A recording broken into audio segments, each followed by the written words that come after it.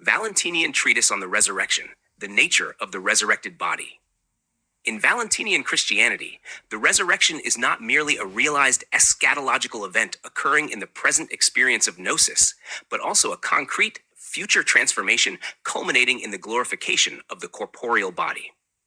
The Valentinian understanding of resurrection is both mystical and physical, reflecting the integral unity between spirit and body.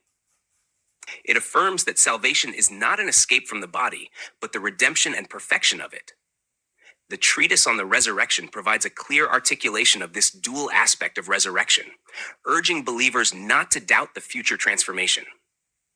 But if there is one who does not believe, he does not have the capacity to be persuaded. For it is the domain of faith, my son, and not that which belongs to persuasion. The dead shall arise. There is one who believes among the philosophers who are in this world. At least he will arise.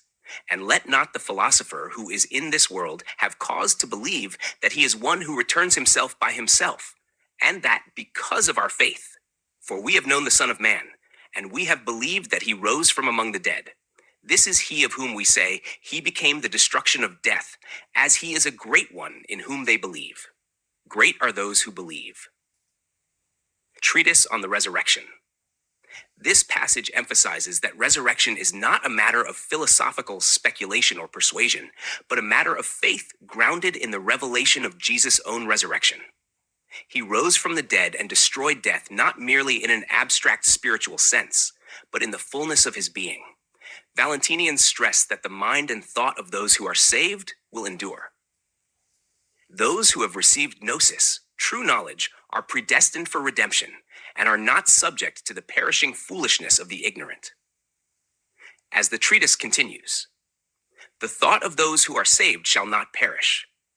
The mind of those who have known him shall not perish. Therefore, we are elected to salvation and redemption, since we are predestined from the beginning not to fall into the foolishness of those who are without knowledge, but we shall enter into the wisdom of those who have known the truth. Indeed, the truth which is kept cannot be abandoned, nor has it been. Strong is the system of the pleroma, small is that which broke loose and became the world. But the all is what is encompassed. It has not come into being, it was existing. So, never doubt concerning the resurrection, my son Reginos. For if you were not existing in flesh, you received flesh when you entered this world. Why will you not receive flesh when you ascend into the aeon? That which is better than the flesh is that which is for the cause of life. That which came into being on your account, is it not yours? Does not that which is yours exist with you? Yet, while you are in this world, what is it that you lack? This is what you have been making every effort to learn. Treatise on the Resurrection. This affirms that those who entered this world in the flesh will also receive flesh when they enter the aeon. The resurrection does not deny the body, but glorifies it. This future flesh is not the same as our current corruptible form. It is a spiritual, incorruptible body. As the treatise declares, why will you not receive flesh when you ascend into the aeon? This is the promise of the resurrection body, a true flesh, the same which Jesus now possesses. This idea is echoed in the Gospel of Philip, where Valentinian theology confronts both extremes of error, those who deny the resurrection of the flesh and those who misunderstand its nature. And I also disagree with others who say that the flesh will not arise. Both views are wrong. You say that the flesh will not arise? Then tell me what will arise so we may salute you. You say it is the spirit in the flesh and also the light in the flesh. But what is in the flesh is the word, and what you are talking about is nothing other than flesh. It is necessary to arise in this sort of flesh, since everything exists in it.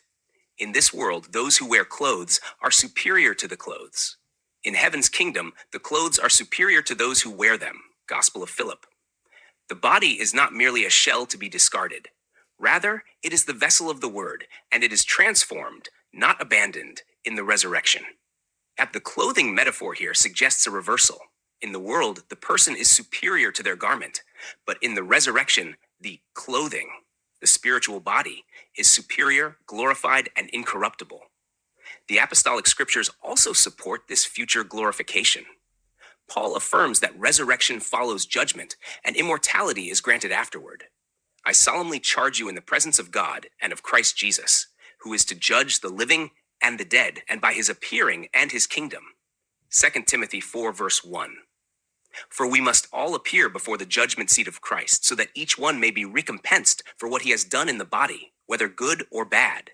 2 Corinthians 5:10. Immortality is not inherent in human nature, but granted upon approval. This immortality is what Paul elsewhere calls the spiritual body, 1 Corinthians 15:44, which swallows up mortality, not to eliminate it, but to transform it. Finally, the Gospel of Philip further clarifies the nature of Jesus' resurrection body.